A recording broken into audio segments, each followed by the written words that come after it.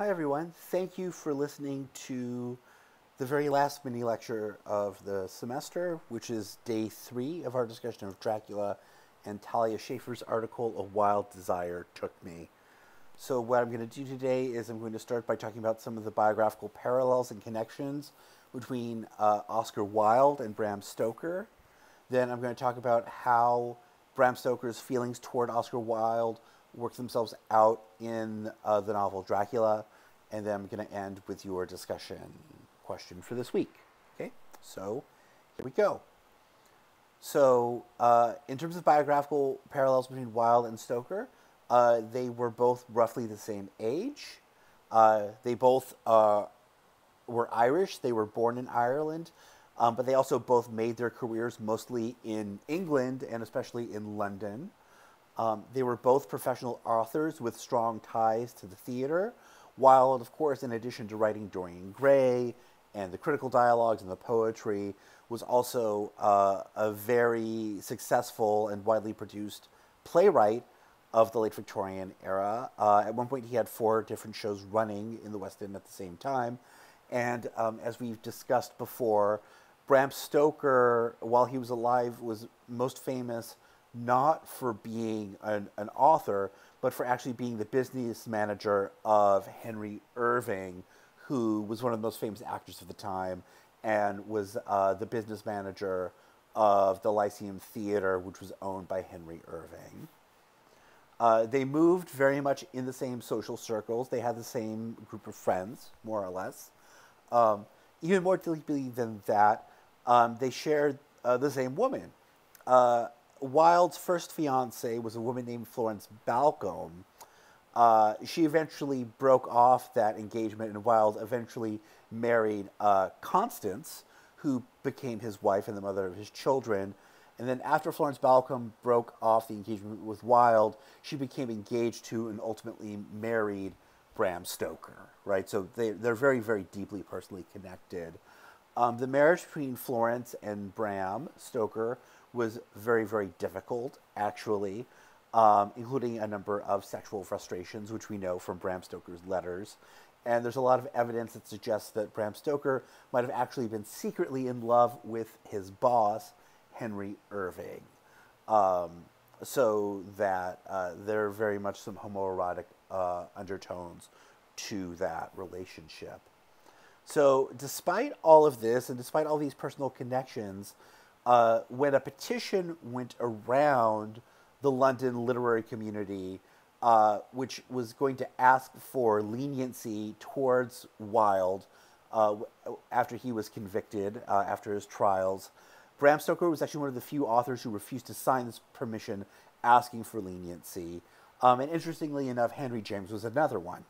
So the question is why? Why did Stoker, who was close with Wilde and who might have shared his homoerotic desires, why was he not more sympathetic, right? Why didn't he sign this petition for Wilde? And that's the question that Talia Schafer is trying to answer in her article. So, something that you should know is that Bram Stoker actually started to write Dracula only 1 month after Oscar Wilde went to prison. So that topic would have been very much on his mind at that time. So according to Schafer, Dracula, in a sense, represents Stoker trying to work through both his internalized homophobia and his ambivalence towards Oscar Wilde as a cultural figure who at that point had become the very symbol of homophobia in British culture, right? So he's trying to work, in Dracula, he's trying to work through these very ambivalent, these very kind of two-sided feelings that he has towards Wilde.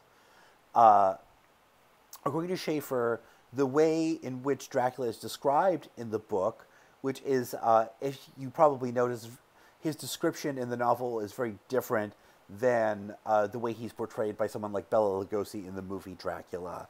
In pop culture, in 20th century pop culture, in the movies, he's often portrayed as this very kind of dashing, attractive figure. He's not described this way at all in the novel Dracula. And Schaeffer says that Stoker drew on a lot of the descriptions of Oscar Wilde that had been circulating in the culture during Oscar Wilde's trials in the 1890s. Dracula is described as being dirty in the same way that Wilde himself was described as being dirty, as being physically disgusting, having this kind of bloated, gross body. They're both described as being monsters, being monstrous. They're both shown as perverting religious and cultural norms, right? We think of how, Dracula like shies away from the cross and everything, and Wilde was often described as perverting different cultural norms. They're both portrayed as being these kind of decadent and artificial figures, right? Obviously, throughout the whole semester, we've been talking about how Wilde is a decadent who celebrates artifice. But Dracula also is portrayed as a figure who is somehow unnatural. And one of the primary ways in which he's unnatural is because he lives in between the supposedly absolute binary of life and death, right? Dracula is neither completely alive nor completely dead. This is supposed to be an absolute natural binary, right? You're either one or the other. But Dracula, insofar as he's in between the two, subverts that binary. In a similar way that a homosexual, or if we remember they were called at the time, sexual inverts, live in between what's supposed to be the absolute, quote-unquote, natural binary between male and female. Okay. Another strong parallel between Dracula and Oscar Wilde is this notion that they are going to infect other people with their disease. One of the things that Jonathan Harker finds most horrifying about Dracula is he thinks like, oh, Dracula will come to London, this great urban center, and will infect everyone by turning them all into vampires, right? So he'll infect them with his disease. He will make everyone like himself. In the same way, in the press during the trial, Wilde was often portrayed as corrupting men with his perverse desires. So part of the popular narrative was that like Wilde was this like gross, perverse person who was going around and trying to convert other people to his disgusting lifestyle, right? So there's another similarity there. So in other words, the ways in which Wilde was described in the media, he became like his culture's icon for homophobia, right? These images were not in any sense true of the real life Wilde, but instead they embodied all of these negative cultural associations around homosexuals, right? And by portraying Dracula as this villain, we see Stoker as the extent to which Stoker kind of shares in these negative stereotypes.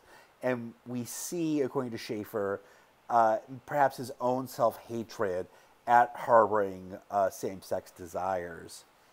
Yet at the same time, especially in the first 5 chapters of the novel, Schaeffer says that the representation of Jonathan Harker expresses sympathy towards Wilde, right?